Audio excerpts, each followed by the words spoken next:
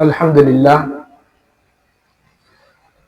মহান আল্লাহ পাক রব্বুল আলামিনের দরবারে লাখো কোটি শুকরিয়া আদায় করি যে আল্লাহ তাআলা আমাদেরকে দয়া করে মায়া করে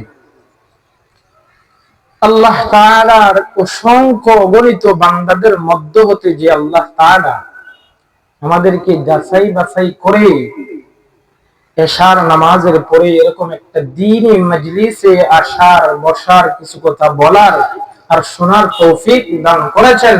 এজন্য অন্তরের অন্তরস্থল থেকে জবান খুলে উচ্চ আওয়াজে কালিমাতুশ শুকর আদায় করে আলহামদুলিল্লাহ।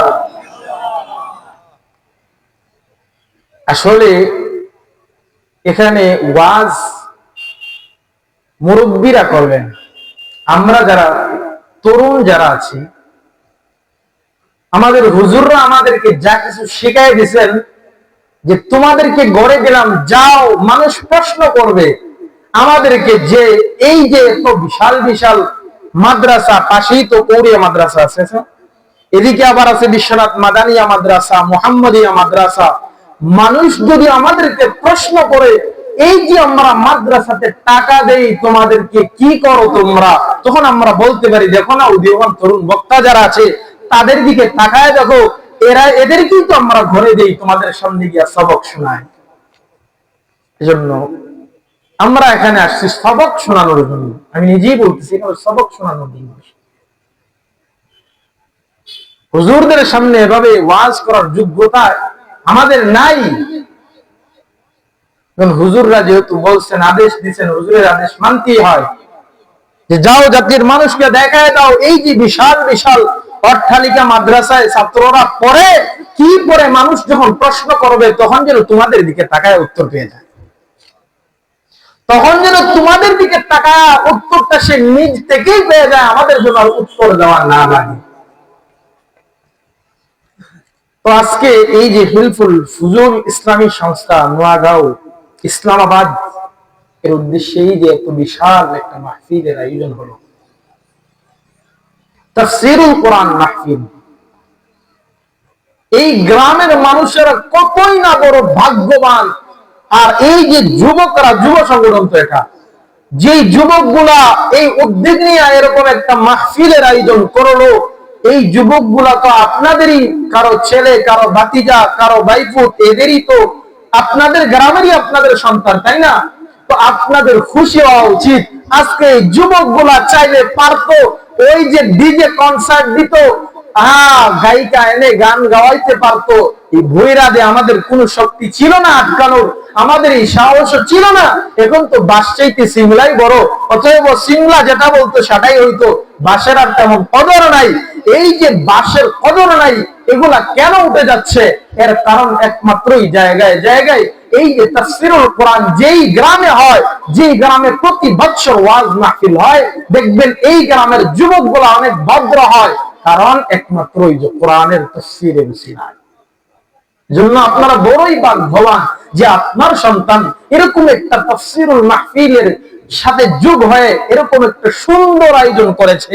কতই না বড় ভাগ্যবান সেই বাবা, যে বাবার সন্তান এই যুব সংগঠনের সাথে যুক্ত আছে।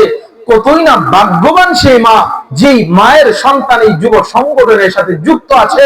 হায় হায়, কতই না বড় ভাগ্যবান সেই চাচা, যার ভাতিজা কিনা এই সংগঠনের সাথে যুক্ত আছে। কারণ কারণ কারণ কি? এখানে যারা আসবে এরা কোনো গল্প শোনাবে না, এখানে যারা আসবে তারা আপনাদেরকে কিচ্ছা শোনাবে না। কি শোনাবে? তাফসীরুল কোরআন। তাফসীরুল কোরআন মানে কি? হায় হায়, কোরআন থেকে তাফসীর শোনাবে, কোরআনের আলোচনা শোনাবে। যারা চলে গেছেন, আপনাদের এই যুবকদের যারা দাদা দাদি, চাচা, যারা মাটির নিচে চলে গেছেন, এই যে একটা মাহফিল আয়োজন হয়েছে, আজকে ফেরেশতারা এই সবটুকু তাদের কবরে পৌঁছায় দিচ্ছে। সুবহানাল্লাহ। এজন্য আমি শুরুতেই বলবো, এরকম মাহফিল প্রতিদিন হয় না, প্রতিদিন করার সুযোগও হয় না। এখনো আমাদের যুবক ভাই যারা আছেন অযথাই আড্ডা দিতেছেন বা ঘরেই বসে আছেন। মেহমান আসেন, মেহমানের সাথে পরে আরেকদিন রেখে তারপর তার সাথে গল্প করবেন। আপনার কাছে আবদার, পর্দার অন্তরালে মায়ের কাছে আবদার মাগো। এরকম মাহফিল প্রতিদিন হয় না। আপনি আপনার সন্তানকে মাহফিলে পাঠায় দেন। আপনার সন্তান তো আপনার সাথে চিল্লায় কথা বলে, তাই না? আপনার মুখের উপর কথা বলে, তাই না? বাবাকে বুইরা খাটাস বলে গালি দেয়। পাঠায় দেন, পাঠায় দেন। এখানে ওলামায়ে কেরামরা আসবেন, হুজুররা, বুজুর্গ মানুষেরা আসবেন। জানি না কার কথায় আসর করবে, আপনার সন্তান দ্বীনের পথে ফিরে আসবে। দেখবেন আপনার সন্তান এই কার কথাটা মানবে, কার কথার উপর তার আমল হবে, দেখবেন আপনার সন্তান দ্বীনের উপর চলতে শুরু করবে। এজন্য পর্দার অন্তরালে বোনদের কাছে আবেদন ভাইদের পাঠিয়ে দেন, মায়েদের কাছে আবেদন সন্তানদেরকে পাঠিয়ে দেন। আর অযথা যারা ঘোরাফেরা করতেছেন যুবক ভাইয়েরা, যেহেতু যুব সংগঠনের উসিলায় এই ওয়াজ হচ্ছে, তো আপনারা এখানে চলে আসেন। আল্লাহ তাআলা আমাদের সবাইকে এই দ্বীনি মজলিসে শরীক হওয়ার তৌফিক দান করুন। সবাই বলেন আমিন। আমি আপনাদের সামনে পবিত্র কালামুল্লাহ থেকে একখানা আয়াত তেলাওয়াত করেছি। রাসূলের অসংখ্য হাদিসের ভান্ডার থেকে একখানা হাদিস পাঠ করেছি। আল্লাহ তাআলা যদি আমাকে তৌফিক দান করেন, উক্ত আয়াত এবং হাদিসকে সামনে রেখে অল্প কিছু কথা বলবো। আল্লাহ তাআলা যেন তৌফিক দান করেন। ওমা তৌফিক ইল্লা বিল্লাহ। যে বিষয়টা সম্পর্কে আজকে আলোচনা করব, শুরুতেই বলি, সুদ ও ঘুষের ভয়াবহতা। এই বিষয়টা এত গুরুত্বপূর্ণ বিষয়, এই বিষয়ে বর্তমানে আলোচনা হয় না বললেই চলে। এই বিষয়ে যদি মসজিদে আলোচনা হয় তো ইমাম সাহেবের চাকরি শেষ, ঠিক না? এই বিষয়ে উলামায়ে কেরামদেরকে মসজিদে যারা আছেন, মসজিদের দায়িত্বে যিনি আছেন, তিনিও দেখা যায় ইমাম সাহেবকে এই বিষয়ে কথা বললে আলটিমেটাম দেন, ইমাম সাহেব বিষয়টা চেঞ্জ করে আলোচনা করেন। গত যে 16 বছর 15 বছর স্বৈরাচার যারা, এই যে একটা ফ্যাসিবাদের যে আমল ছিল, তখনকার আমলে তো সুদ নিয়া বললেই চাকরি শেষ। কেন বলে আওয়ামী লীগের বড় লিডার, চাকরি তো আর থাকার কথা না, উনি তো বড় পদে আছে, অতএব হুজুর আপনি চলে যান, আপনারা রাখতে পারবেন। এই বিষয়টা বর্তমানে ক্যান্সারের মতো রূপ ধারণ করেছে। আজকাল সুদ সম্পর্কে, সুদের ব্যাপারে মানুষ এতটা আগ্রহ যে যদি ধনী হতে চাও সুদে জড়িয়ে যাও। তাড়াতাড়ি ধনী হওয়ার যে একটা রাস্তা, সেটা সুদ। আর ঘুষের কথা বললেই মামলা বিচার যা কিছু আছে, বিচারকে উলট পালট কইরা সঠিকটারে ভুল, ভুলটারে সঠিক, কোনো ব্যাপারই না। 3 রে 6, 6 রে 3 বানানো কোনো ব্যাপার না। পেছন দিয়া 6000 টাকা দিয়া দেন, সবকিছু শেষ, ঠিক না বেটি? আপনারা ঠিক বা বেঠিক বললেন। আপনারা যদি এরকম ঘুমায় থাকেন তাহলে কিন্তু আমার ঘুম চলে আসবে, বুঝছেন? আমরা আমাদের সিলেটে এমন ব্যক্তি গুজরিয়ে গেছেন, চলে গেছেন, যার হুঙ্কারে বাতিলরা ফর ফর করে কাঁপত, ঠিক না? আরে শাহজালাল মুজাররদি আমিনী যখন আসছিলেন সিলেটে, কি নিয়ে আসছিলেন? তরবারি নিয়ে আসছিলেন। সবাই তো শাহজালাল মুজাররদি আমিনীর তসবির আলোচনা করে, কেউ আর তরবারি আলোচনা করে না। কিন্তু উনি আসছিলেন তো আসছিলেন, কি নিয়ে আসছিলেন? তরবারি নিয়ে আসছিলেন। এজন্য আমরা সিলেটের মানুষ, আমাদের হুঙ্কার হবে এমন যে আমাদের হুঙ্কার শুনে বাতিলরা থর থর করে কাঁপবে, ঠিক কিনা? এজন্য এই যে সুদ এবং ঘুষ, এই সুদ এত মারাত্মক পর্যায়ের রূপ ধারণ করেছে, এটাকে এখন মানুষ গুনাহ মনে করে না। সুদ খায়, ফি ঘুরতেছি। যদি বলেন কি করেন, আমার তো সুদের ব্যবসা আছে, মানে সে সুদরে গুনাহ করে না, সে সুদকে বলতেছে আমার তো সুদের ব্যবসা আছে, ওটারে ব্যবসা বানাইছি। নামাজের প্রথম কাতারে দেখবেন একদম ইমাম সাহেবের বরাবর, একদম শুক্রবারের সবার শেষে যায়, সবাইকে ঠেলে ঠুলে কে আসছে? গ্রামের বড় মতব্বর আসছে। মাতব্বর না মতব্বর, বলে বাবা রে বাবা রাস্তা দাও, নইলে তো অবস্থা খারাপ। আগে বলে রাখি, একটা জাতিকে ধ্বংস করার জন্য এই সুদ একলাই যথেষ্ট। 1500 থেকে 1600 শতকে 1800 শতকের আগে এই যে পৃথিবীটা চলতো কার হুকুমে, কাদের আন্ডারে চলতো? তখন ইসলাম চলতো, যে ধর্মীয় বিষয়গুলা, রাষ্ট্রীয় বিষয়গুলা, এগুলা কিন্তু বিজ্ঞানের আলোকে চলতো না, বা রাষ্ট্রীয় যে বিধান আছে এটার আলোকে চলতো না। তখন ধর্মীয় 1500 থেকে 16 শতকে ধর্মীয় যারা আছেন, ধরেন ধর্মীয় যে গুরু আছেন প্রত্যেক ধর্মের, তাদের কথায় পুরো পৃথিবী চলতো, দেশ পরিচালনা করতেন তারা। তখনকার যুগে সবচেয়ে বেশি নিপীড়িত ছিল ইহুদিরা, খ্রিস্টানদের হাতে। খ্রিস্টানরা ইহুদিদেরকে খুব বেশি নির্যাতন করেছে। এখন এই ইহুদিরা, এই ইহুদিদের কর্মকাণ্ড গুলা, ইহুদিদের চক্রান্ত গুলা খুবই সূক্ষ্ম হয়। আচ্ছা আপনারা বলেন, এই যে শুনেন ওলামায়ে কেরামরা মাইকের সামনে বলে চিল্লায় চিল্লায় বলেন এই ইহুদিদের চক্রান্ত, ইহুদিরা চাচ্ছে আমাদের মধ্যে গোলাটি সৃষ্টি করার জন্য, এই যে বাংলাদেশের মধ্যে একটা অস্থিতিশীল একটা অবস্থা বর্তমানে, এটা কে লাগায়? তো দেখবেন ইহুদিরা লাগাচ্ছে। কিন্তু প্রকাশ্যে আপনারা কি কেউ আজ পর্যন্ত ইহুদিকে দেখছেন?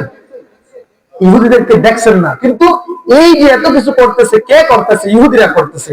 তারা একটা টার্গেট যদি নেয়, আজকে নিল কালকে বাস্তবায়িত হবে, বিষয়টা এমন না। তারা টার্গেট নিবে, আজকে আমি টার্গেট নিলাম, আজ থেকে 60 বছর পরে বা 50 বছর পরে কাজটা বাস্তবায়িত হবে। আমি যদি এর সুফল দেখে যেতে পারি আলহামদুলিল্লাহ, যদি দেখে যেতে না পারি আমার সন্তানরা দেখে যাবে। তো তখন খ্রিস্টানদের হাতে ইহুদিরা খুব নির্যাতিত ছিল। তখন এই ইহুদিরা চিন্তা করলো, এদের হাতে আমরা এতটাই নিপীড়িত, আমাদের এত কষ্ট সহ্য করতে হচ্ছে, এই ধর্ম থেকে ইসলামকে আলাদা করতে হবে। এই তারা সেকুলারিজম যে বিষয়টা, এটাকে তারা আবিষ্কার করলো, যে ধর্ম থেকে রাষ্ট্রকে আলাদা করতে হবে। ধর্ম থাকবে ধর্মের জায়গায়, রাষ্ট্র থাকবে রাষ্ট্রের জায়গায়। তখন তারা করলো কি, সবচেয়ে বড় যে সুযোগটা নিল, সেটা তখনকার যুগের ইউরোপের যে মুসলিম কান্ট্রি আছে স্পেন, সেই স্পেনকে তারা ব্যবহার করলো। স্পেনের মধ্যে সবচেয়ে বড় যে ইউনিভার্সিটি গুলো আছে, এর মধ্যে একটা হচ্ছে এই কর্ডোবা ইউনিভার্সিটি, এভাবে 2-3টা ইউনিভার্সিটি খুব বড় বড়। সেখান থেকে তারা বিজ্ঞানের প্রসার শুরু করলো। বিজ্ঞানের যে থিওরি গুলো আছে, বিজ্ঞানের যে রূপরেখা আছে, এটা প্রচার করতে লাগলো এবং মানুষকে বিজ্ঞানের দিকে আকৃষ্ট করতে লাগলো। তখন দেখা যায় তারা 15 থেকে 16 শতকে শুরু করার পরে দেখা যায় কিছুদিনের মধ্যেই তারা মানুষকে এই বিজ্ঞানের দিকে আকৃষ্ট করতে পেরেছে। তখন তারা যে টার্গেট নিয়েছিল যে ধর্ম থেকে রাষ্ট্রকে আলাদা করবে, একমাত্র বলা, এক ক্ষেত্রে বলা যায় যে তারা মোটামুটি সফল। তারপর দ্বিতীয় যে উদ্যোগটা তারা নিয়েছিল ধর্ম থেকে রাষ্ট্রকে আলাদা করার জন্য, সেটা হচ্ছে সুদ। তারা চিন্তা করলো, যদি এদের হাত থেকে রেহাই পেতে হয় তাহলে চতুর্দিকে সুদকে ছড়িয়ে দাও। তখন তারা সুদকে প্রত্যেকটা জায়গায় জায়গায় ছড়িয়ে দিল। এখন কি দেখা যায়, অধিকাংশ মানুষগুলা, এমনকি খ্রিস্টানদের অধিকাংশ মানুষগুলা সুদের সাথে জড়িয়ে গেল। এখন দেখা যায় এই ইহুদিরা তারা আর্থিকভাবে, অর্থনৈতিকভাবে একটা প্রভাব বিস্তার করলো খ্রিস্টানদের মধ্যে। যখন তারা অর্থনৈতিকভাবে একটা প্রভাব বিস্তার করলো খ্রিস্টানদের মধ্যে, এক পর্যায়ে যাইতে যাইতে তারা পুরো খ্রিস্টান জাতির মধ্যে এই সুদকে বিস্তার করে দিল। এমনকি এক সময় তারা এই সুদকে কেন্দ্র করে, এই সুদকে কাজে লাগিয়েই খ্রিস্টানদেরকে পরাজিত করে খ্রিস্টানদের উপর কর্তৃত্ব লাভ করবে। 1800 শতক পর্যন্ত ধর্ম অনুযায়ী রাষ্ট্র পরিচালনা হতো, কিন্তু পরে দেখা যায় এই ধর্ম থেকে তারা যে তারা যে মিছিল তুললো যে রাষ্ট্রকে ধর্ম থেকে আলাদা করতে হবে, এই সেকুলারিজমের যে ব্যাখ্যাটা তারা তুললো, এক্ষেত্রে গিয়া তারা সফল হইল। দুইটা ক্ষেত্রে দুইটা জিনিস ব্যবহার করে, দুইটা মাধ্যম ব্যবহার করে।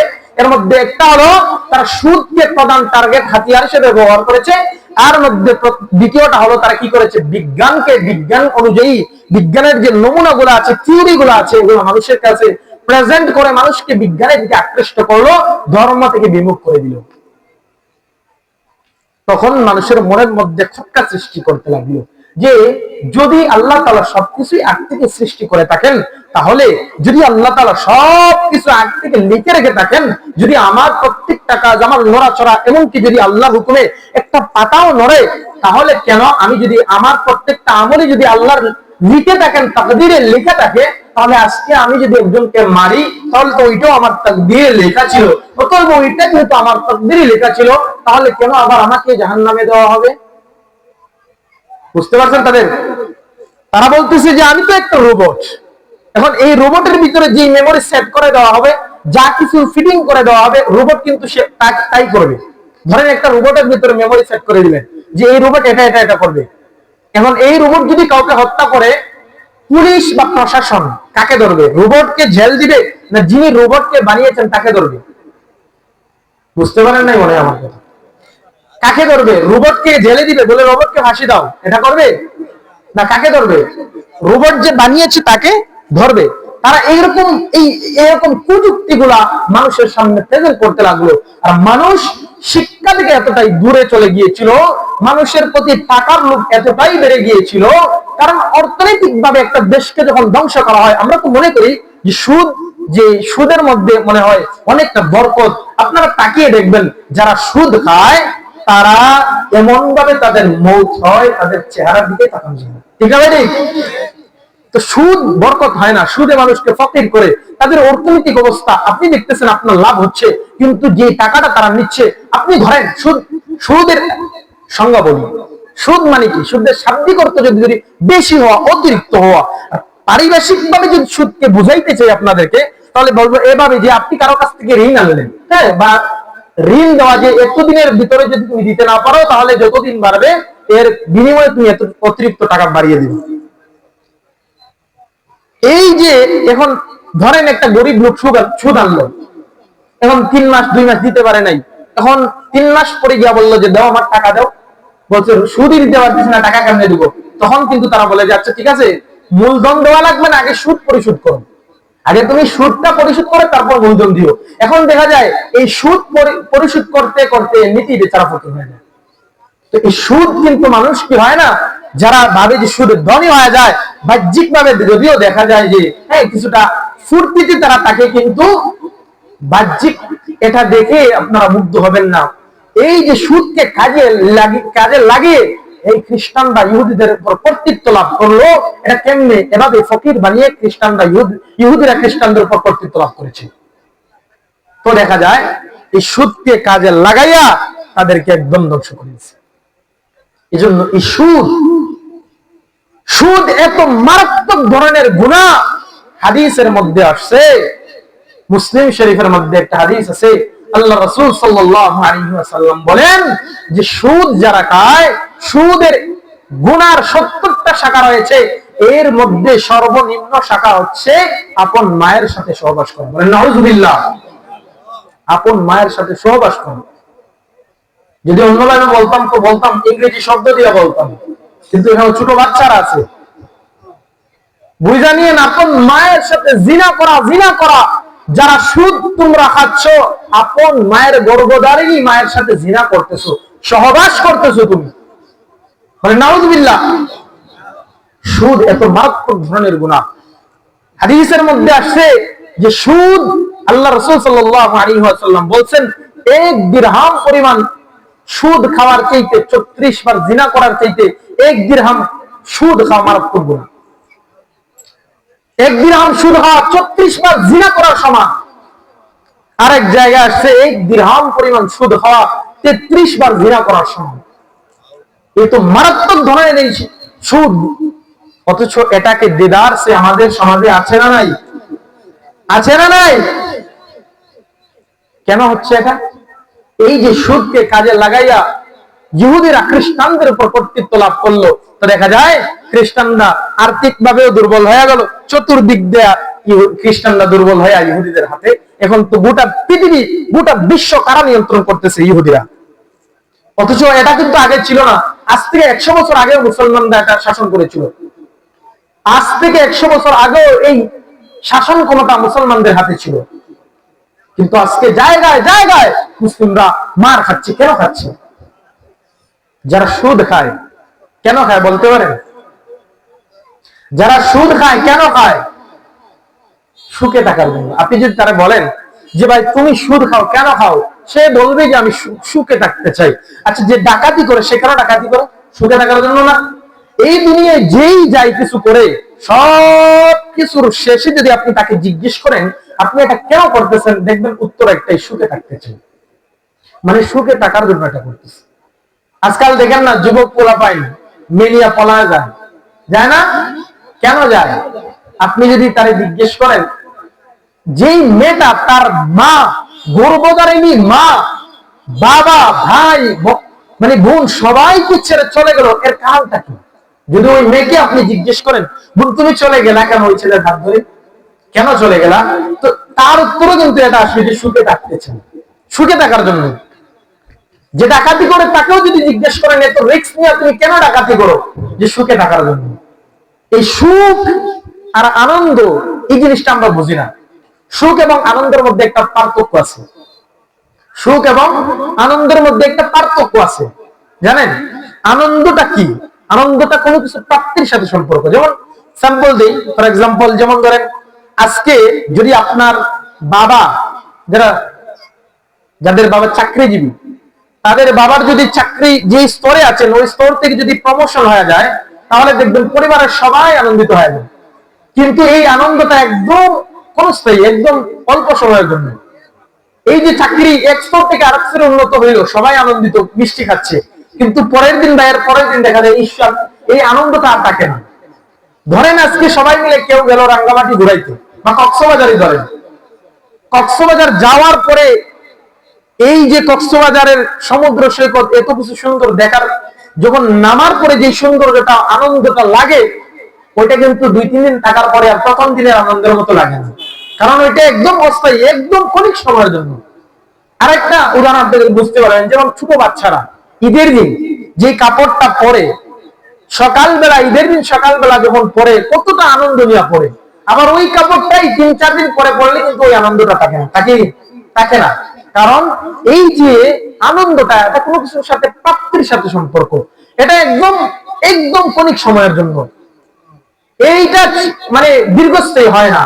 এজন্য আনন্দ যেটা, এটা একদম ক্ষণিক সময়ের জন্য। প্রশান্তি যেটা ওইটা আল্লাহর পক্ষ থেকে। ধরেন আমি আপনাকে বোঝাই, আজকে যদি আপনার বাবা মারা যান, আল্লাহ না করুক, যদি আজকে আপনার বাবা মারা যান, কেউ কি খুশি হবে? কেউই খুশি হবে না, কেউ খুশি হওয়ার কথাও না।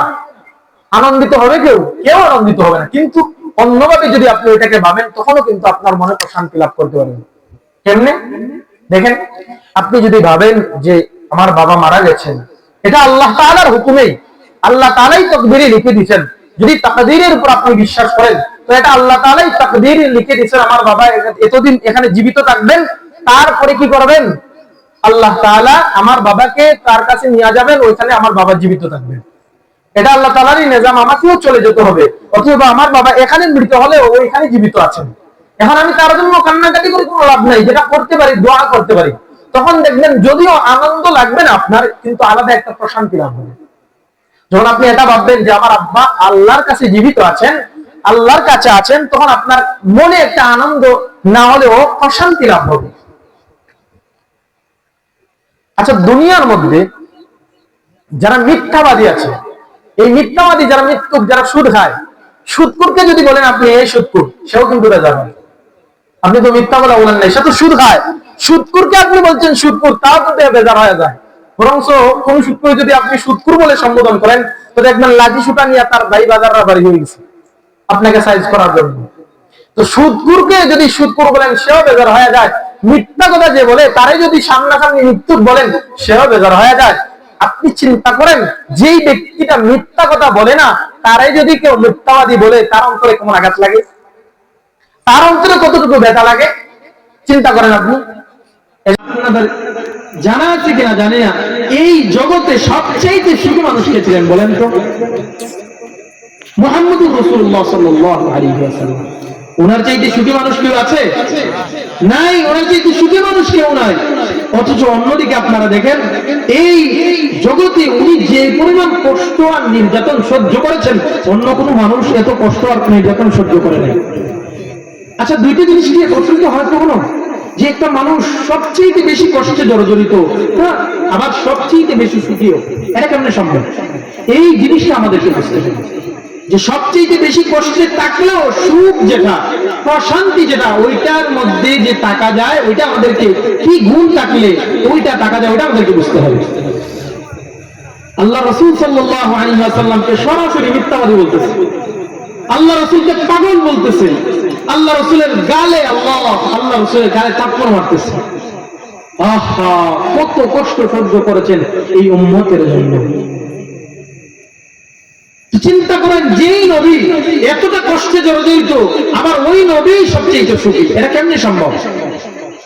তার মানে বোঝা গেল সুখ যেটা, ওইটা টাকা পয়সার মধ্যে নাই।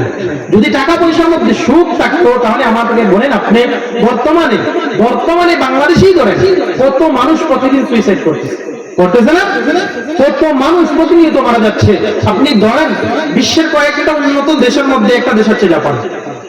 উন্নত দেশের মধ্যে তারা সব কিছু মেনটেন করে চলে, এমনকি তাদের ঘুমও হয় টাইম ধরে, খানাও হয় টাইম ধরে, সবকিছু টাইম টু টাইম হয়, এমনকি তারা উন্নতির দিক দিয়ে অস্বীকার করে। কিন্তু দেখা যায় আত্মহত্যার যে দিকটা, তারা সেই দিক দিকে এগিয়ে। কেন? তারা তো টাকার মালিক, অনেক টাকার মালিক, তারা কেন আত্মহত্যা করতেছে? তার মানে বোঝা গেল এই যে সুখ যেটা, হ্যাঁ, ওইটা টাকা পয়সার মধ্যে নাই। গত কিছুদিন আগে হলিউডের এক সুপারস্টার মারা গেছে, ওইটা তো আপনারা ভালো জানেন। সুশান্ত সিং আত্মহত্যা করেছে, কোটি কোটি টাকার মালিক। কেন আত্মহত্যা করলো? তার তো টাকা পয়সার অভাব নাই, কেন আত্মহত্যা করলো? তার মানে বোঝা গেল যে টাকা পয়সাই যদি সুখের মূল কারণ হইতো, তাহলে কোনো কোটিপতি আর আত্মহত্যা করতো না। কোটিপতি যখন আত্মহত্যা করে, তখন এটাই প্রমাণ হয় টাকা পয়সার মধ্যে সুখ না, এটাই প্রমাণ করে। অথচ যারা সুদ খায়, তারা কেন খায়? সুখে থাকার জন্য। দেখেন না আজকাল সুদ খাইতেছে, সুদ খেয়েও বড় হাজি সাহেব আছে না, হজ তো এখনো করতে পারলাম না, আমার সাথী ভাই হজ করে চলে আসলো, সবাই তাকে হাজি সাহেব বলে ডাকে, আমাকে তো হাজি সাহেব ডাকে না। তো এখন কি করা যায়? টাকা পয়সাও তো নাই, কিছু আছে এগুলো সুদে লাগাই দেয়, কিছু টাকা হইলো হজে গেলাম, হজে গিয়ে আল্লাহর ঘরের সামনে তওবা করে চলে আসলাম, সব মাফ করে। ঠিক না? তো বলতেছে আল্লাহর ঘরে গেলে তো সবকিছু গুনাহ মাফ করে আসবো একসাথে, এখন সুদ খাইয়ে নেই, আল্লাহর ঘরে গিয়ে সব মাফ করে আসবো, বলে না? সুদপুর গ্রামের সবচেয়ে বড় সুদপুর, অথচ দেখা যায় সে হাজি সাহেব। কেউ কেমনে তুমি হজ করলা? বলে বুঝো না, ব্যবসা আছে তো। কিসের ব্যবসা? সুদের ব্যবসা। সুদের ব্যবসা কইরা হাজি সাহেব হয়েছে, বড় হাজি সাহেব। হাজি সাহেব কেউ ডাকে না, তো আরেকটা গ্রামে দুইজন হজ করে আসছে, কেউ হাজি সাহেব ডাকে না। তো তারা নিয়ত করছে যে তুমি আমার হাজি সাহেব ডাকবা, আমি তোমার হাজি সাহেব ডাকবো। তো মানুষ দেখা দেখি একজন আরেকজন যখন শুনবো হাজি সাহেব ডাকতেছি, তো দেখবা গ্রামের সবাই চিনা লাগবো, হাজি সাহেব তো দুইজন আছে আমাদের গ্রামে। তো পরের দিন দেখা যায় ইনি ওনাকে বলতেছে, কেউ হাজি সাহেব কই যান? তো না হাজি সাহেব, আপনার জন্য অপেক্ষা করতেছি। এই যে হজ করে আসলেন আপনি সুদের টাকা দিয়া, আপনি ভাবতেছেন আল্লাহর ঘরের সামনে দাঁড়ায় যদি তওবা করি আল্লাহ মনে হয় মাফ করে দেবে। হ্যাঁ, সুদখোর যারা আছে, সুদ খায়, তাদের ধারণা যদি সুদখোর, যদিও সুদ গুনাহ জানি, সুদ গুনাহ, কিন্তু আমি তো সুদ খাইতেছি আমার একটা উদ্দেশ্য। বলে কি উদ্দেশ্য? বলে আমার নিয়ত কিন্তু সহি আছে। ওয়াজের মধ্যে হুজুররা বলে নিয়ত যদি সহি হয়, আল্লাহ তাআলা সবকিছুর মধ্যে বরকত দেন। নিয়ত আমার পরিশুদ্ধ, একদম খালিস নিয়ত। বলে কি নিয়ত? বলে আমি সুদ খাই উদ্দেশ্যে, যখন আমার টাকা বৃদ্ধি হয়ে যাবে আমি হজ করে হাজি সাহেব হব, এজন্য আমি সুদ খাই। আল্লাহর ঘরের সামনে দাঁড়ায় আল্লাহকে বলবো, আল্লাহ সুদ খাইছি আপনার ঘরে আসার জন্য, আল্লাহ মানে মাফ করে দেন। আল্লাহ তাআলা মানে মাফ করে দিবে। এরকম হজ করে কোনো লাভ নাই। ও ভাই, ভালো করে বুঝো, সুদের সাথে সম্পর্ক লাগায়া যদি তুমি হজ করো, হজ কবুল হবে না। সুদের সাথে যদি তোমার সম্পর্ক থাকে, যদি তুমি সুদের টাকা দিয়ে যাকাত দাও, যাকাত আদায় হবে না। সুদের সাথে সম্পর্ক লাগায়া যদি তুমি নামাজের প্রথম কাতারে তাকিয়ে আল্লাহকে পাওয়ার চেষ্টা করো, না না না, আল্লাহকে পাওয়া সম্ভব হবে না।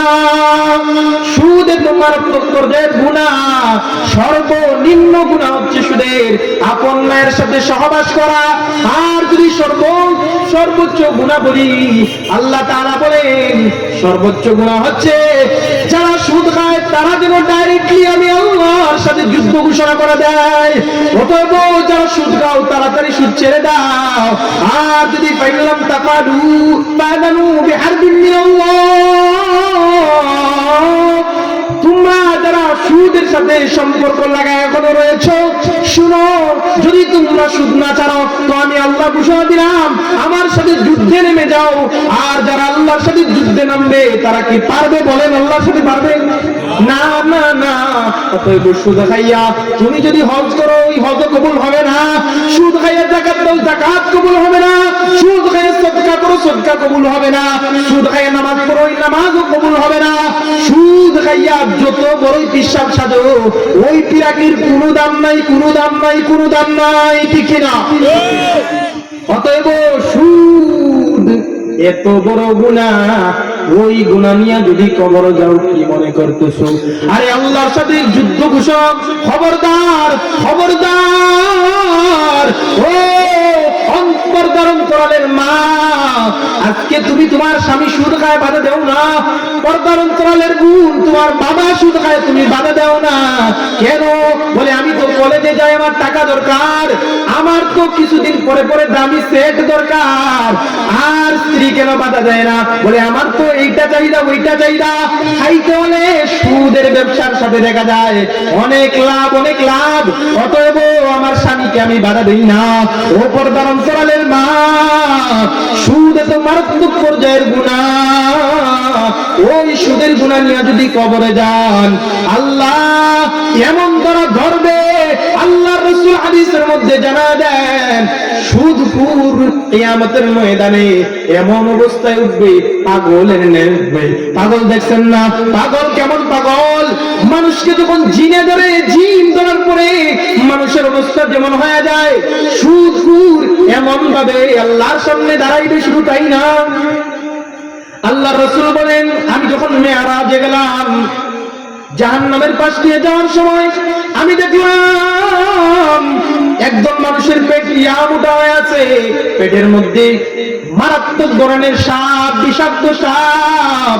জিবরিলকে জিজ্ঞেস করলাম, জিবরিল, এই সমস্ত বান্দাদের পেট এত মোটা কেন? পেটের মধ্যে সাপ কেন? জিবরিল বলে, ইয়া রাসূলুল্লাহ, এই বান্দারা দুনিয়াতে থাকা অবস্থায় সুদের সাথে সম্পর্ক ছিল, সুদ খাইতো। এই সমস্ত বান্দারা সুদের সাথে সম্পর্ক থাকার কারণে পেটকে মোটা হয়েছে সুদের টাকা খাইয়া, সুদের টাকা ঘর বানাইছে সুদের টাকায়, সন্তানকে বড় করেছে, আজকে ওই সন্তান বৃদ্ধাশ্রমে পাঠায়, ঠিক না ঠিক? আজকে ওই সন্তান বুইরা খাটাই বলে গালি দেয়, দিবে না তো কি? সন্তানকে তো বড় করছো সুদের টাকা দিয়া, ঠিক না ঠিক?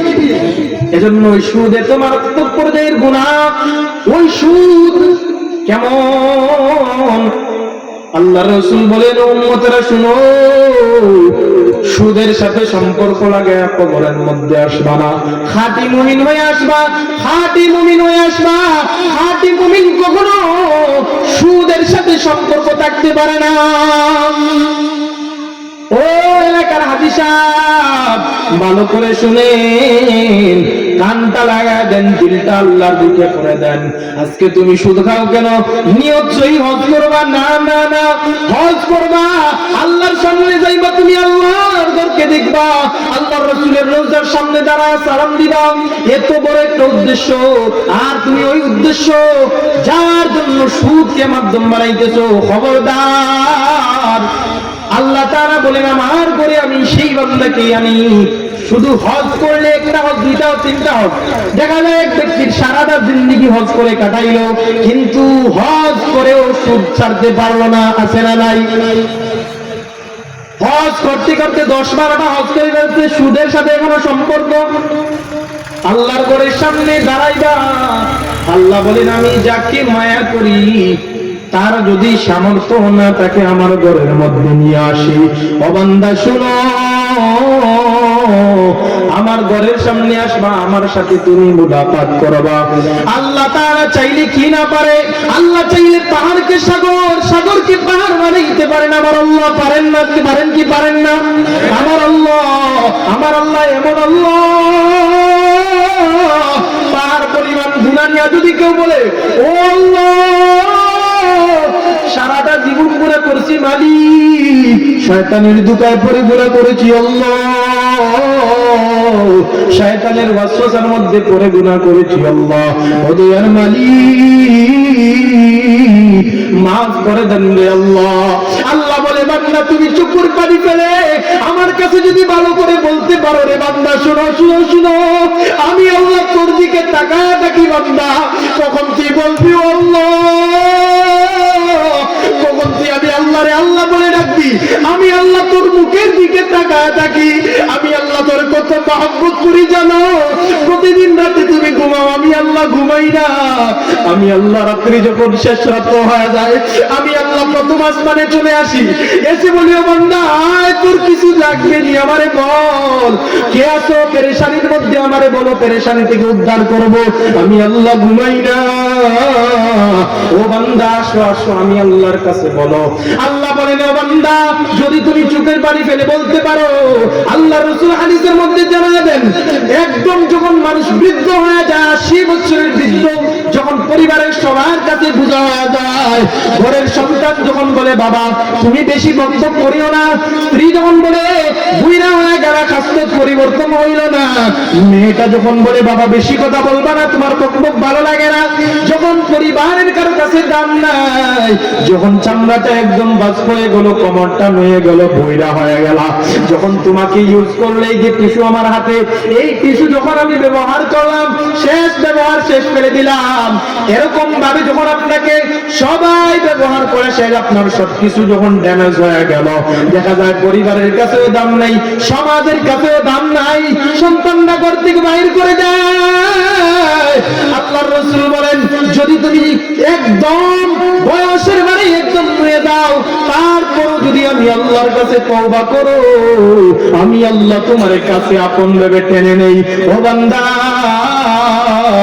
আমি আল্লাহর কাছে যদি ভালো করে বলতে পারো, আল্লাহর কাছে যদি ভালো করে বলতে পারো, আল্লাহ বলেন 80 বছরের গুনাহ আমি আল্লাহ মাফ করে দেই, বলেন সুবহানাল্লাহ। হজ করবেন ভালো কথা, প্রতিদিন প্রতি বছর কত মানুষ হজ করতেছে, কয়জনের হজ কবুল হয়? এলাকায় হাজী সাহেবের অভাব নাই, কয়জনের হজ কবুল হইল? অনেক বড় আলেম, অনেক বড় বুজুর্গ, আব্দুল্লাহ ইবনে মুবারক রাহমাতুল্লাহি আলাইহি অনেক বড় বুজুর্গ, ইমাম বুখারী রাহিমাহুল্লাহর উস্তাদ আব্দুল্লাহ ইবনে মুবারক রাহমাতুল্লাহি আলাইহি একটা ঘটনা বলেন, আল্লাহর ঘরের সাথে সাক্ষাৎ, আল্লাহর সাথে মুলাকাত, প্রত্যেক বছর উনি 1000 মানুষকে উনার টাকা দিয়া 1000 মানুষকে হজ করাইতেন, প্রত্যেক বছর 1000 মানুষকে নিয়ে হজে যাইতেন। আব্দুল্লাহ ইবনে মুবারক রাহমাতুল্লাহি আলাইহি বলেন আমি হজের মৌসুম আসলো, 1000 হাজী সাহেবদেরকে নিয়ে হজের মধ্যে গেলাম, হজের মধ্যে যাওয়ার পরে সবকিছু ঠিকঠাক হয়ে গেল, হজের সবকিছু শেষ, বাড়িতে রওনা দিব, এমন অবস্থায় আব্দুল্লাহ ইবনে মুবারক রাহমাতুল্লাহি আলাইহি বললেন কে আছো যাও, কার কার জন্য হাদিয়া নিবা, যাও তোমার যার জন্য হাদিয়া নিবা, যা মনে চায় নেও, কোনো সমস্যা নাই, সবার টাকা পরিশোধ করব আমি একলা। এই কথা বলে আব্দুল্লাহ ইবনে মুবারক রাহমাতুল্লাহি আলাইহি, আব্দুল্লাহ ইবনে মুবারক রাহমাতুল্লাহি আলাইহি ঘুমায় গেলেন। ঘুমের মধ্যে দেখেন স্বপ্নে দুইজন ফেরেশতা, একজন মাথার পাশে বসে আছে, একজন পায়ের পাশে বসে আছে, একজন আরেকজনের সাথে কথা বলতেছে। তারা কি আলোচনা করে? একজন আরেকজনকে বলে এই বছর যারা হজ করলো এদের মধ্যে কয়জন হজ কবুল হয়েছে? মাথার দিকের জন পায়ের জনকে জিজ্ঞেস করে ভাই এই বছর তো অনেক মানুষই হজ করলো, কয়জন আর হজ কবুল হয়েছে? পায়ের জন বলে ভাই একজন আর হজ কবুল হয়নি। বলে কি বলো এটা, এত লক্ষ লক্ষ হাজী সাহেব হজ করলো, একজন আর হজ কবুল হয় নাই? বলে না, একজন আর হজ কবুল হয় নাই। তো হজ কবুল হয় নাই, কিন্তু আল্লাহর প্রিয় বান্দা আছেন আল্লাহর এক প্রিয় বান্দা আছেন সিরিয়ার আব্দুল্লাহ বিন মুআফফাক, ওনার উসিলায় আল্লাহ তাআলা সবার হজ কবুল করে নিয়েছেন। বলেন সুবহানাল্লাহ। বলে এই বছর কয়জন হজ করেছে? বলে 6 লক্ষ হাজি হজ করেছে। 6 লক্ষ হাজির হজ কবুল হয় নাই। বলে কার সিরিয়ার হজ পুরো কবুল হইল? বলে সিরিয়ার আব্দুল্লাহ বিন মুআফফাক নামে এক ব্যক্তি আছে, ওই ব্যক্তির উসিলায় আল্লাহ তাআলা 6 লক্ষ হাজির হজ কবুল করে নিয়েছেন। সুবহানাল্লাহ। এই কথা শোনার পরে আব্দুল্লাহ ইবনে মুবারক বলেন, আমার ঘুম সাথে সাথে ভেঙে গেল, আমি পেরেশান হয়ে গেলাম। আমি আব্দুল্লাহ ইবনে মুবারক সারাটা জিন্দেগি হাদিস পড়াই আমার একটাই কাজ হাদিস পড়ানো। আমার হজ পর্যন্ত কবুল হয় নাই, 6 লক্ষ হাজির হজ কবুল হয় নাই। এক ব্যক্তির উসিলায় হজ কবুল হইল, সিরিয়ার আব্দুল্লাহ বিন মুআফফাকের উসিলায় আল্লাহ হজ কবুল করলেন। এই আব্দুল্লাহ বিন মুআফফাককে আমাকে দেখতে হবে, আমি বাড়িতে যাব না, আমাকে ওই আব্দুল্লাহ বিন মুআফফাকের সাথে সাক্ষাৎ করতে হবে। না না না, আমি ইরাকে আর যাব না, আমাকে যেতে হবে সিরিয়ায়, আব্দুল্লাহ বিন মুআফফাকের সাথে সাক্ষাৎ করতে হবে। এই বলে আব্দুল্লাহ বিন মুবারক রাহমাতুল্লাহি আলাইহি সবাইকে বললেন, হাজীদেরকে একত্রিত করে বললেন, যাও যাও যাও, আমি ইরাকে আর যাব না, আমি চলে যাব সিরিয়ায়। সবাইকে বিদায় করে আব্দুল্লাহ বিন মুবারক রাহমাতুল্লাহি আলাইহি সিরিয়ার উদ্দেশ্যে রওনা হয়ে গেলেন। সিরিয়ায় যাওয়ার পরে কারো কাছে স্বপ্নের কথা বলেন না, ওনার অনেক ছাত্র সিরিয়ায় আছে, প্রত্যেককে জিজ্ঞেস করেন, ভাই তুমি কি আব্দুল্লাহ বিন মুআফফাককে কি তুমি চিনো? আব্দুল্লাহ বিন মুআফফাককে কি তুমি চিনো? কেউই চিনে না।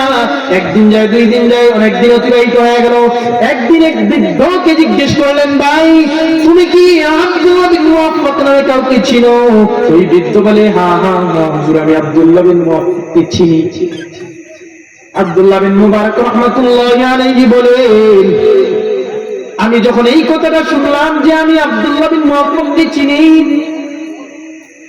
তখন আমার চোখ দিয়ে টপটপ করে পানি পড়তে লাগলো।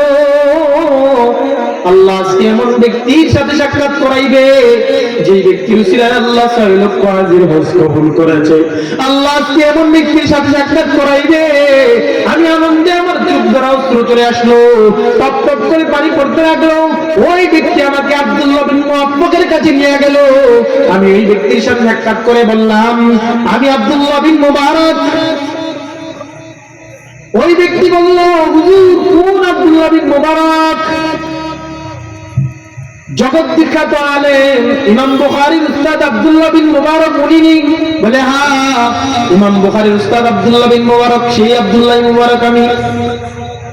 বলে আল্লাহু আকবার, সাধারণ একজন বুঝি আমি, আমার ঘরে আপনি কেমনে আসলেন?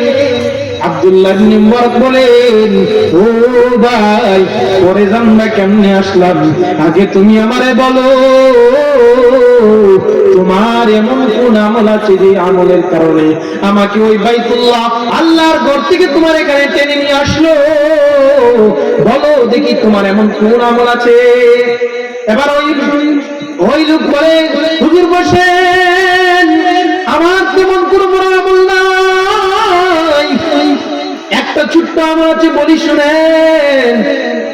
আমি সাধারণ মুচি মানুষ, রাস্তার পাশে বসে মানুষের জুতা সেলাই করে দেই। আমি মুচি মানুষ, আমার তেমন বড় কোনো আমল নাই। আমি প্রতিদিন রাস্তার মোড়ে বসে বসে মানুষের জুতা সেলাই করে দেই, এটাই আমার প্রতিদিনের রুটিন। কিন্তু আমার মনের মধ্যে ইচ্ছা জাগলো, আমি আল্লাহর ঘর দেখবো, আমি আল্লাহর ঘরে তওয়াফ করব, রাসূলের রওজার সামনে দাঁড়ায় সালাম দিব। এজন্য আমি দিনে আগে কাজ করতাম, এজন্য আমি দিনে কাজ করার সাথে সাথে রাত্রেও কাজ আরম্ভ করে দিলাম, পার্ট টাইম কাজ আরম্ভ করে দিলাম।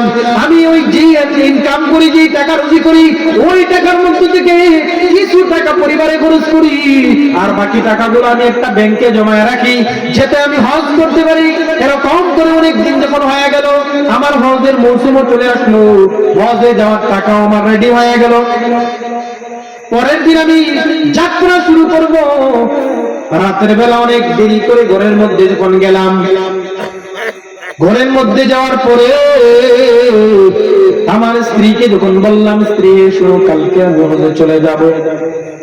স্ত্রী বলে, স্বামী আপনি তো আমাকে একা রেখে চলে যাবেন, তবে আজকে আমার বড় মন চায় একটু গোশত খাওয়ার, একটু গোশত খাওয়ার আমার মন চায়। স্বামী হে, যদি একটু গোশত খাওয়া যাইতেন আমার ইচ্ছাটা পূরণ হইতো।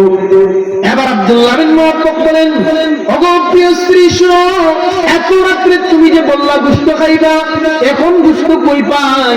বাজারে তো কসাইকে পাওয়া যাবে না।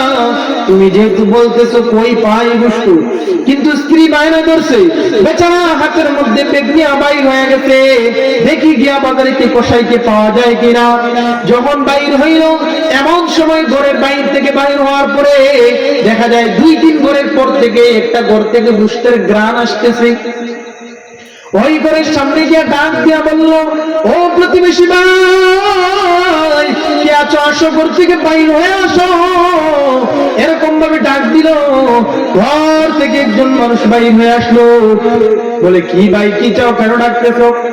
বলে, তোমার ঘর থেকে গোশতের ঘ্রাণ আসতেছে, কালকে আমি হজে চলে যাব, আজকে আমার স্ত্রী একটু গোশত খাওয়ার ইচ্ছা হয়েছে, তোমার ঘর থেকে তো গোশতের ঘ্রাণ আসতেছে, ও ভাই আমাকে একটু গোশত দাও, একটা বাটির মধ্যে দিয়ে দাও, সকালে ওই বাটি যাওয়ার সময় আমি দিয়ে যাব। তখন ওই ব্যক্তি ভারাক্রান্ত হৃদয়ে আব্দুল্লাহ বিন মুআফফাককে উত্তর দেয়, হে আব্দুল্লাহ, ওই গোশত আমার জন্য হালাল বলেও তোমার জন্য হালাল না। ওই গোশত যদিও আমার জন্য হালাল, ওই গোশত তোমার জন্য হালাল না। এই উত্তর শোনার পরে আব্দুল্লাহ বিন মুআফফাক বলে, ও আল্লাহর বান্দা, কেন কেন কেন এমন কথা কেন বলতেছো? যেই গোশত তোমার জন্য খাওয়া হালাল, ওই গোশত আমার জন্য খাওয়া কেন হারাম? তুমিও মুসলমান, আমিও মুসলমান, অতএব তোমার জন্য যেই গোশত খাওয়া হালাল, আমার জন্য তো ওই গোশত হালাল হওয়ার কথা, কিন্তু তুমি বলতেছো তোমার জন্য যেই গোশত হালাল, ওইটা আমার জন্য হারাম, বুঝলাম না। এবার ওই ব্যক্তি বলে, ভাই যাও যাও যাও, বারবার আমাকে এক কথা বলিও না, কেন হারাম ওইটা তোমাকে বলা যাবে না। কিন্তু বিন মুআফফাক নাচুরবান্দা, না না, বলতে হবে, তোমার জন্য যেটা হালাল আমার জন্য কেন হারাম? তুমিও মুসলমান, আমিও মুসলমান, তোমার জন্য যেটা হালাল আমার জন্য ওইটা হালাল, তোমার জন্য যেটা হারাম আমার জন্য ওইটা হারাম। এভাবে যখন বারবার কিরাপিরি করতেছে, তখন ওই ব্যক্তি বলল, ভাই আজকে 3 দিন যাবত হয়ে যায় আমার ঘরের মধ্যে কোনো খানা নাই, 3 দিন যাবত কোনো কাজ কাম নাই, আমার কয়েকটা সন্তান আছে, 3 দিন যাবত কোনো কিছু খায় না। আজকে বিকাল বেলা যদি অতিবাহিত হইত, তাহলে আমার ঘর থেকে একসাথে কয়েকটা লাশ বাইর হইতো। যখন আমি এই অবস্থা দেখলাম, আমি গেলাম কাজ খোঁজার জন্য, কোনো কাজ পাইলাম না। আল্লাহ এমন অবস্থায় রেখেছে, কারো কাছে হাতও পাততে পারি না। রাস্তা দিয়ে ফেরার সময় দেখলাম একটা গাধা মরে পড়ে আছে, আমি ওই গাধার গোশত কেটে নিয়ে আসলাম, ওই গাধার গোশত কেটে নিয়ে আইসাম, রান্না করে সন্তানদেরকে খাওয়াইতেছি। অতএব ওইটা আমার জন্য হালাল বলেও তোমার জন্য ওইটা হালাল না। বিন মুআফফাক বলে, যখন আমি ওই কথাটা শুনলাম, যখন আমার কানের মধ্যে ওই আওয়াজ আসলো যে আমার জন্য যেটা হালাল তোমার জন্য ওইটা হারাম, কেন জবাব যখন শুনলাম, আমার অস্থির হয়ে গেলাম। আমার স্ত্রী যে গোশত খাওয়ার কথা বলছে ওইটা ভুলে গেছি। আমি বললাম, না না না, ওই গোশত মারা গোশত আর তোমার সন্তানদেরকে খাওয়াও না, ওই গোশত তুমি আর খাও না, একটু দাঁড়াও, আমি ঘর থেকে আসতেছি। বলে, হুজুর আমি মুসলিম মানুষ।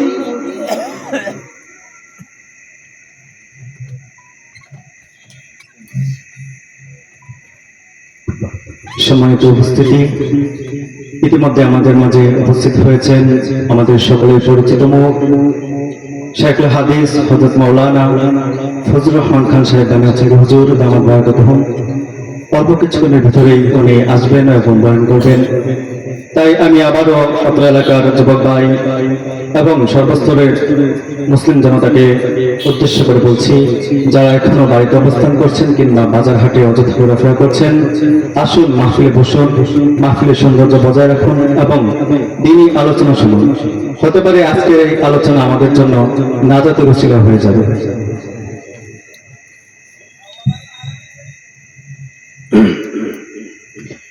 বিন মুওয়াফফাক রাহমাতুল্লাহি আলাইহি, আব্দুল্লাহ বিন মুওয়াফফাক ঘরের মধ্যে গেলেন। ঘরের মধ্যে যাওয়ার পরে মুচি মানুষ করে আর কি বা থাকবে, রুটি ছিল, যাও ছিল, ওগুলো নিয়ে চলে আসলেন। আসার পরে বলেন, আমি হজের জন্য যে টাকাটা জমাইছি ওই টাকাও সবগুলো নিয়ে আসলাম। নিয়ে আসার পরে রুটিগুলো দিলাম, টাকাও সবগুলা দিয়ে দিলাম। বললাম, এই নাও টাকা, তোমার সন্তান কিনে তুমি খাদ্য কিনে খাও। ওই ব্যক্তির টাকা রাখতে চাইলো না, আমি জোর করে টাকাটা দিলাম, দিয়ে দিলাম টাকা। এখন টাকা দেওয়ার পরে যখন ঘর থেকে বাইর হয়ে চলে আসলাম, আমার মনের মধ্যে পরক্ষণই মনে একটা কষ্ট লাগলো, হায় রে, এতদিন পর্যন্ত টাকাটা জমাইলাম আল্লাহর ঘরে যাওয়ার জন্য, কিন্তু হায় হায় আজকে ওই টাকাটা একজনকে দিয়ে দিলাম। যাই হোক, আল্লাহ তাআলা আমাকে, আল্লাহ যদি কবুল করে পরের বছর ইনশাআল্লাহ আমি যাব। এই ভেবে যখন আমি চলে আসলাম ঘরের মধ্যে, আমি চলে আসলাম, আমি যখন দেখলাম রাতের বেলা যখন ঘুমাইলাম, হায় আল্লাহু আকবার, আমি ঘুমের মধ্যে দেখি আমার ঘর আলোকিত হয়ে গেল, আমার ঘর সুগন্ধি ছড়ায় গেল, আমার ঘরের মধ্যে আলো জ্বলে উঠল। আমি তাকায় দেখি সরকারে দু আলম নবী মুহাম্মদুর রাসূলুল্লাহ সাল্লাল্লাহু আলাইহি ওয়াসাল্লাম আমার স্বপ্নের মধ্যে হাজির। সুবহানাল্লাহ, একটু জোরে বলেন। আমি দেখলাম আমার ঘরটা আলোকিত হয়ে গেল। আল্লাহর রাসূল আমাকে বলেন, আজকে তুমি যে কুরবানিটা করলে, আমার একজন উম্মতের খবর নিতে গিয়া তোমার এতদিনের ইচ্ছাকে তুমি কুরবানি করলা। তোমার এই কুরবানির উসিলায় আল্লাহ তাআলা তোমার প্রতি এত খুশি হয়ে গেল, এত খুশি হয়ে গেল, আল্লাহ তাআলা তোমার উসিলায় 6 লক্ষ হাজির হজ কবুল করে নিয়েছে। 6 লক্ষ হাজি একজনের হজ কবুল হয় নাই, তোমার এই ত্যাগের উসিলায়, কুরবানির উসিলায় আল্লাহ তাআলা 6 লক্ষ হাজির হজ কবুল করে নিয়েছে। হুজুর, পরের দিন যখন আমি ঘুম থেকে উঠে ঘরের মধ্যে বসা, আমি রাস্তায় যখন বাইরে হইলাম, হাজিরা হজ থেকে আসে। একজন আমাকে বলে, ভাই তোমাকে তো দেখলাম মিনায় আমার পাশে জিরা পরে, কই বেলা পাইলাম না। আরেকজন বলে, ভাই তোমাকে তো আরাফায় আমার পাশে দেখলাম, পরে আর পাইলাম না, কই গেলা? হুজুর, আনন্দে আমার চোখ ফুটা ভরে গেল, আনন্দে আমার চোখ দিয়ে অশ্রু চলে আসলো। আল্লাহু আকবার, আল্লাহু আকবার। অতএব আল্লাহ যাকে পছন্দ করেন, আল্লাহ যাকে মায়া করেন, আল্লাহ যার ভালো চান তার ভালো কেউ টেকাইতে পারে না, ঠিক না বেঠিক? আল্লাহ তাআলা বলেন, বান্দা তুমি আমার কাছে চাও, আমি আল্লাহ তোমাকে দেওয়ার জন্য প্রস্তুত। আমি আল্লাহ যেটা আদেশ করলাম ওইটা করো, যেটা নিষেধ করলাম ওইটা থেকে বিরত থাকো। আমি আল্লাহ তোমার যেটা বলছি ওইটা করো, যেটা করার কথা বলছি ওইটা করো, যেটা থেকে নিষেধ করছি ওইটা থেকে বিরত থাকো। যেটা বলছি করবা ওইটা করো, যেটা বলছি করবা না ওইটা করবা না। আমরা গরুর গোশত খাই কেন? বলে আল্লাহ বলছে এজন্য খাই। বলে শুকরের গোশত খাও না কেন? বলে আল্লাহ নিষেধ করছে এজন্য। আল্লাহ আদেশ করছে গরুর গোশত খাও, আল্লাহ নিষেধ করছে শুকরের গোশত খাও না। কিন্তু আল্লাহর তো একটা আদেশ, সুদ খাইও না, তারপরেও কেন তুমি সুদ খাও? তারপরেও তুমি কেন সুদ খাও? সুদের গুনাহ নিয়ে যদি কবরে যাও, আল্লাহ তাআলা বলেন, বান্দা এই সুদের গুনাহ নিয়ে যদি তুমি কবরের মধ্যে আসো, এই কবর সাপ বিচ্ছুর ঘর, পোকামাকড়ের ঘর। এই কবরের মধ্যে আসার পরে এই কবর এমন ঘর, কারো জন্য জান্নাতের বাগান, আবার কারো জন্য জাহান্নামের টুকরা। অতএব খবরদার, খবরদার, এই ঘরে আসার পরে যদি তোমার আমল ভালো হয় তাহলে আল্লাহ তাআলা তোমার কবরকে জান্নাতের বাগান বানায় দিবে। আর যদি আমল ভালো না হয়, দুই পাশের মাটি এমন ভাবে চাপ মারবে তোমার আড্ডি গোলা ভেঙে চুরমার হয়ে যাবে। এজন্য আল্লাহ তাআলা যে কথাগুলো বললাম, আল্লাহ তাআলা আমাদের সবাইকে উক্ত কথার উপর আমল করার তৌফিক দান করুন। আমাদের মাঝে আমার হুজুর এসে গেছেন, অতএব আপনারা হুজুরের কাছ থেকে দামি দামি কথা শুনবেন। যে কথাগুলো বললাম, আল্লাহ তাআলা আমাদের সবাইকে উক্ত কথার উপর আমল করার তৌফিক দান করুন। ওয়া আখির দাওয়ানা আলহামদুলিল্লাহ। আলহামদুলিল্লাহ, সুম্মা আলহামদুলিল্লাহ। এতক্ষণ যাবৎ শুধু খুশি বিষয়ে অত্যন্ত গুরুত্বপূর্ণ আলোচনা শুনছিলাম। আল্লাহ পাক রব্বুল আলামিন যেন আমাদের সমাজকে সুদ ঘুষমুক্ত একটা সমাজ করার তৌফিক দান করুন। সম্মানিত উপস্থিতি, এই পর্যায়ে আপনাদের সম্মুখে কুরআন হাদিসের আলোকে অত্যন্ত গুরুত্বপূর্ণ নসিহত পেশ করবেন প্রবীণ আলিমে দ্বীন উস্তাদুল আসাতিজা শাইখুল হাদিস হযরত মাওলানা ফজলুর রহমান খান সাহেব বানিয়াচঙ্গী হুজুর। এই পর্যায়ে আপনাদের সম্মুখে কুরআন হাদিসের আলোকে অত্যন্ত গুরুত্বপূর্ণ তাফসীর পেশ করবেন শাইখুল হাদিস হযরত মাওলানা ফজলুর রহমান খান সাহেব। হুজুরের আলোচ্য বিষয় পর্দার গুরুত্ব। হযরতকে ওনার গুরুত্বপূর্ণ নসিহত পেশ করার জন্য শুভেচ্ছা অনুরোধ করছি।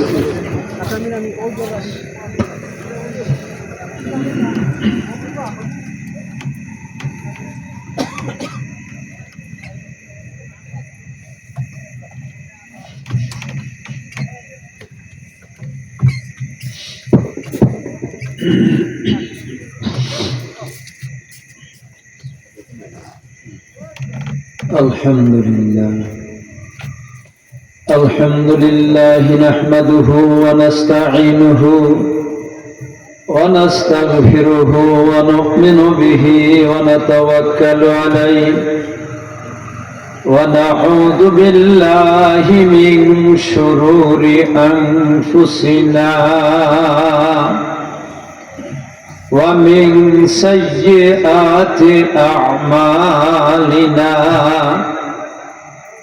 من يهده الله فلا مضل له ومن يضلله فلا هادي له